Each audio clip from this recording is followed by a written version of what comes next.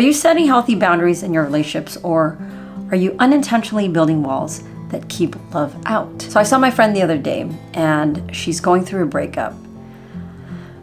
She seemed different. So I asked her, is everything okay? She said, I am just setting boundaries now for myself. And the more she talked about what she was doing, the more I asked myself, this sounds more like a wall than a boundary. So it is a fine line, and many of us don't realize when we've crossed it. So today I'm breaking down the difference between boundaries and walls, so you can protect yourself without pushing love away. Because real love needs space to grow, not a fortress to break through. Let's get clear, what's the difference between a boundary and a wall? So picture it this way. A boundary is like a fence with a gate. It defines what's okay and what's not, but still allows healthy connection. A wall, on the other hand, is shutting the gate, locking it, and throwing away the key. Boundaries say, I love and respect myself enough to ask for what I need. Walls say, I'm scared of getting hurt, so I'm just gonna shut down completely. And here's the problem. Walls don't just keep the bad stuff out, they also block the good stuff from getting in. So how do you know if your boundaries are too weak? Here are some signs you need stronger boundaries. You feel guilty saying no. You constantly explain yourself. You resent people, but don't tell them why. You overextend yourself in relationships, hoping they will love you more in return. Unfortunately, weak boundaries don't make people love you more. They just make you more exhausted. If you recognize yourself in this, don't worry. I got you. Here are 4 steps to set healthy boundaries. Step 1, identify your needs. Boundaries start with knowing what you need. So take a moment to reflect and journal. What makes you feel safe, valued, and respected in relationships? Maybe it's space, honesty, consistency.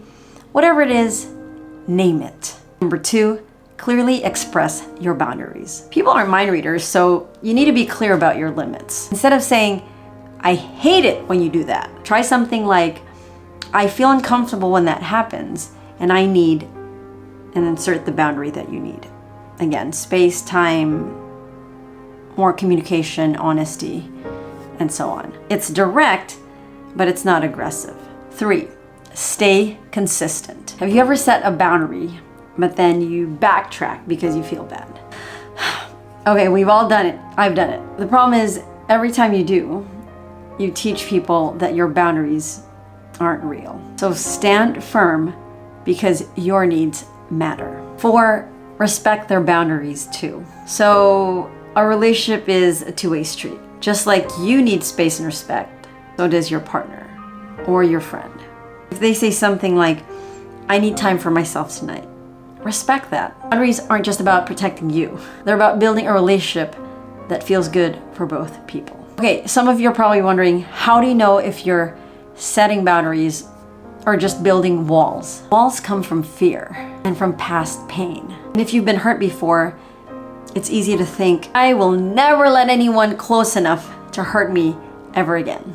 But when we do that, we stop experiencing genuine connection and real love. So instead of shutting down, try communicating. Instead of assuming the worst, ask. Instead of ghosting, and I can't stand that, and I myself was probably the biggest ghoster of all, just be honest about what you need. Protection does not mean isolation. Boundaries, they create space for love, but walls block it out completely.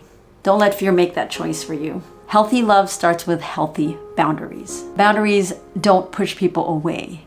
They teach them how to love you better. So if this video helped you, hit like, subscribe, and let me know in the comments, what's one boundary you're working on setting for yourself this year?